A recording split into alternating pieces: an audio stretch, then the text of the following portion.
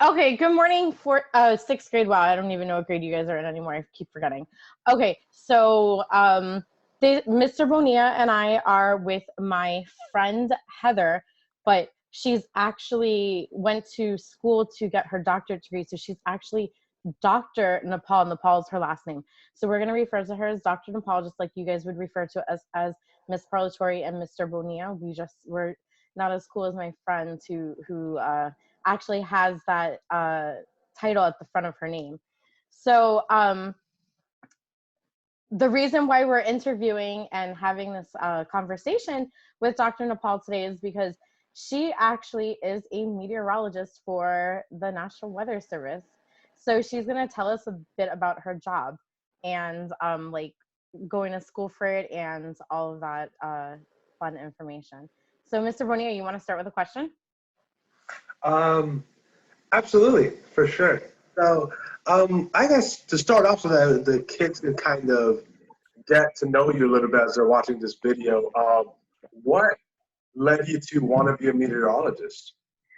Well, I'm not sure if the kids would remember this, but I was living here with Hurricane Andrew back in 1992, and it was one of those things that I just kind of always stuck in my mind, hearing like the winds howling when we were like in the closet and stuff, and it just really always made me wonder, like, why can the winds make that such a loud noise, and why do tornadoes happen and all that stuff? Because people are all affected by weather. Everyone's always affected by weather, and so like that understanding of how things work and why always sparked my interest. Andrew, actually, I wasn't even around for Andrew, which is crazy. I'm like, wow, I'm like, the kids all weren't around. I'm like, I wasn't around for Andrew. I know I got a baby face, but I'm older than I look. So yeah, I always forget that she's almost my age. But Mr. Bonilla, I make jokes and call him like a baby because he's actually 10 years younger than me. oh wow. I don't. No, so okay. So Andrew, so wow. So catastrophic event actually led to you wanting to be a meteorologist. So I guess like a really short version. How did you get here? How did you become a meteorologist? So you had that event, you experienced Andrew, and what happened next? What led you to like, wow, now you are Dr. Nepal? So interesting. I didn't actually think growing up you could actually become a meteorologist. I didn't think of it as a job or as a career. So I actually was starting school as a civil engineering major. So more math and science and stuff. And then it was one of those things that you just weren't passionate about. And someone made a joke about it. And I was like, wow, okay, let me Google, let me search, and I found out that the university already had a meteorology program, and that was an actual thing. So I switched, majors in college to do that. Did a couple internships, and then, yeah, I don't know. I graduated, and then, wanted to keep going, wanted to learn more, and so that's what the PhD is. You keep learning more and more and more, and you become that expert in your field. So, just I love learning. I don't know. I'm a nerd, so I love learning, and so just just keep going. So what was the actual major that you had to major in when you went to school to become a So meteorologist? So some schools have specifically in meteorology. Some schools have what's called atmospheric science or geoscience. So technically my degree is in geoscience. So I have a little bit of background in geography as well, or geology, sorry, in geology. But I had that special atmospheric track. So my focus was atmospheric sciences or meteorology. And what's nice is FIU is actually co-located on campus with the National Hurricane Center. So I did an internship with them, worked on a couple projects with them, learned how to launch the weather balloon and stuff like that. So Wow, that must have been like a super cool experience in college to be able to like have that right there because like we're like the epicenter of hurricanes or right. Miami is for like knowing all that information.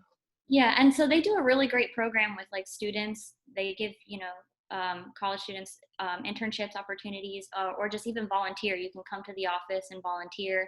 Like I said, learn how to launch the weather balloon, because it's not just like your normal like red balloon that you get at Publix. It's like really big, and I don't know. I wish I actually had one at home, but I don't have one. to show, because it's really cool to see how big it is, and then of course it gets bigger as it goes into the atmosphere and stuff. But yeah. So side note, so I heard that you went to FIU. Yes, Proud Panther. Yeah, I got super excited. I also graduated from FIU, so I was like a fellow Panther. I love Yes, it. world's head. And, okay, so that's also, I guess if you would give any advice to students that are interested into pursuing this field, what would you recommend? What two advices would you give to kind of like? I mean, a lot of people think of the National Weather Service as, one of the only things you can get into, but a lot of companies have meteorology stuff. So you could also do internships with like the broadcast media or like the news people. They're meteorologists too, even though they're more our partners. They work with us to get the forecasts and the watches and warnings from us, and then they give that out. But they have internships. Certain companies will have like on-site meteorologists, which you don't really think of as like a private sector sort of thing, but there are opportunities like that. And I would say just always look at what's available. Don't be afraid to go for it. Always go for it. Never feel like you're too late in the game, because I remember I switched majors halfway through. So it may seem like you're too late in the game, but you're never late. It's always good to go for, something that you want, especially if it's an internship that would give you experience. So what's like a typical day for you at the National Weather Center? So there's not a real typical day. I mean, we sounds like teaching. Yeah, we don't have a typical day either. Yeah, every day is different, but we have certain products that we do put out on a routine basis. So we have our forecast.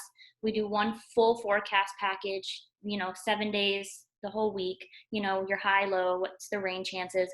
That goes out about twice a day. We also do forecasts for airports.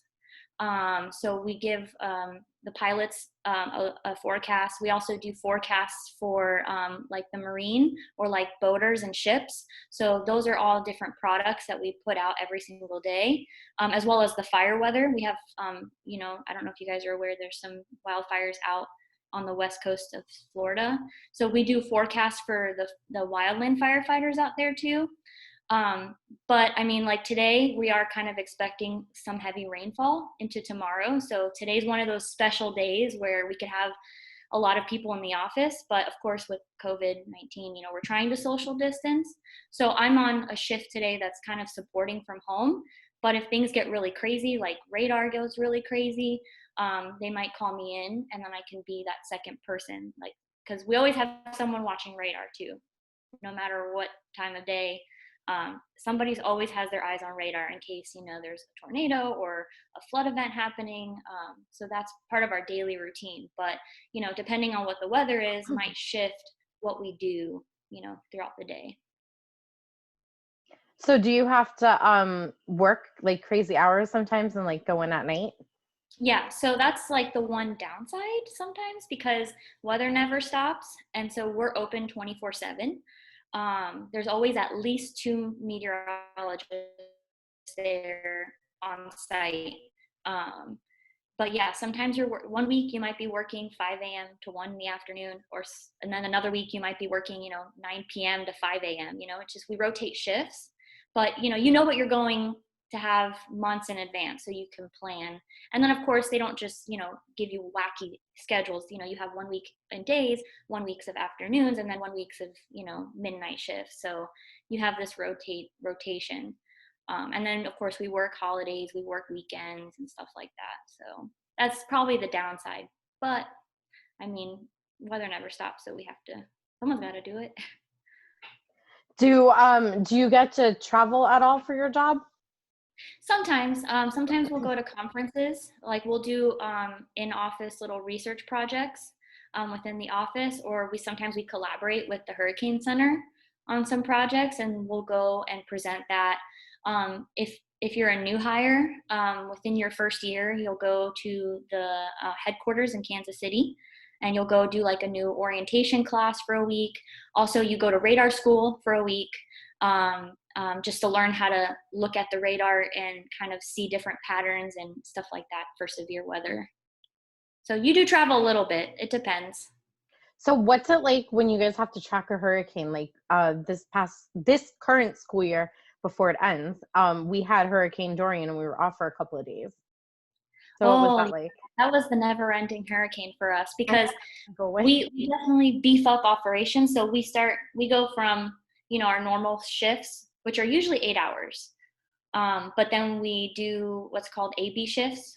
So then we do 12-hour shifts. And then we're there 12 hours in the morning or 12 hours overnight, from whenever like we have a threat to our specific area. So like we only cover South Florida and just a little bit of the waters like off the coast.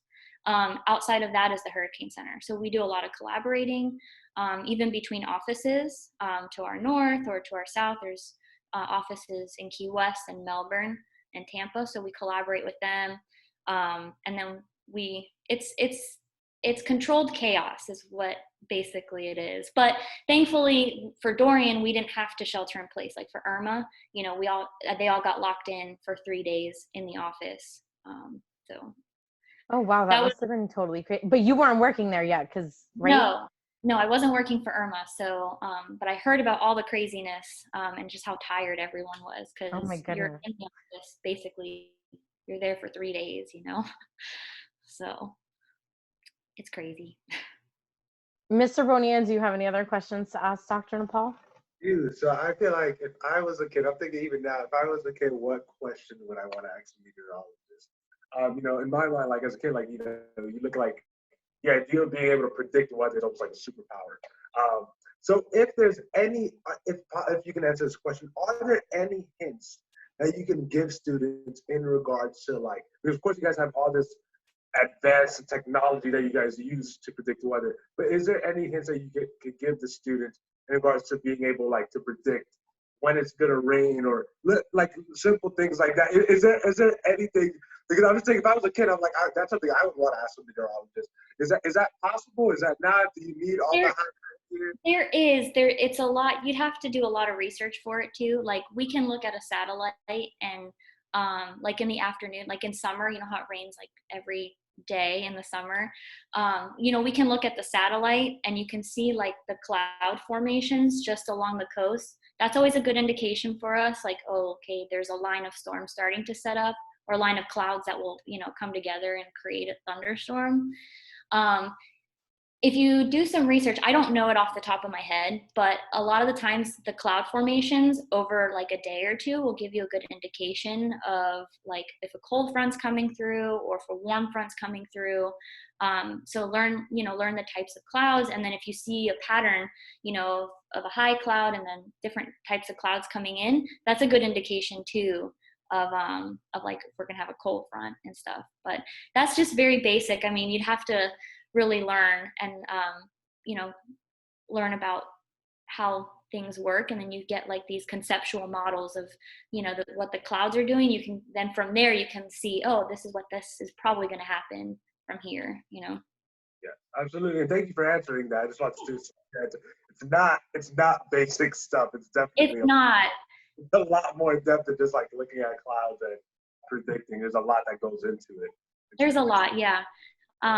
A lot of school, it's a lot of math and science, and then yeah, but no, thank you for answering that. So okay, I'm gonna end our interview now. So thank you, Dr. Nepaul, for doing this educational video for our students so we can share it with them next week. So they're actually going to see it on Monday. They're hearing me say this because it's still in the recording, but they're going to see it on Monday. So then you can come join us on Tuesday morning. yes. Dr. Nepaul is going to be our special guest in my Zoom meeting on Tuesday morning. So you guys get to ask your own questions. Yeah. So